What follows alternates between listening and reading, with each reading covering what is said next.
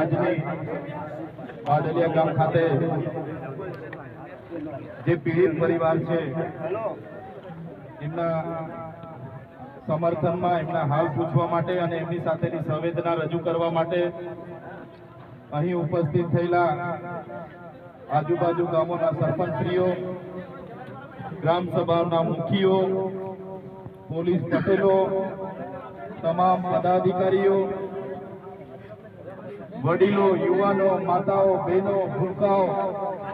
જેટલા પણ લોકો અહીંયા અમને સાંભળે છે એમને મારા ચૈતર વસાવાના જોહાર વંદન કરું છું, સૌને મારા નમન કરું છું.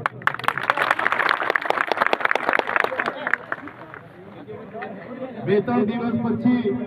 દિવસથી મારી તબિયત સારી નહોતી, છતાં તમારી જે ઘટના મેં મીડિયા મારફતે જોઈ, સમાચારોમાં જોઈ અને મને થયું કે કઈ વાંધો નથી, મારી તબિયત નરમ હશે, તાવ હતો, શરદી હતી, ખાંસી હતી, પણ જે મારી બેન સાથે અત્યાચાર થયા છે, જે મારા ગામના આદિવાસી લોકો પર લાઠીચાર્જ થયા છે, ત્યારે મેં નક્કી કર્યું કે પાડલિયા ગામમાં જઈને એ પરિવારને મળીશ અને આજે મેં એ પરિવારની વચ્ચે ઉભો છું ને તમે બધા મારી સાથે આવ્યા છો ત્યારે મારી બીમારી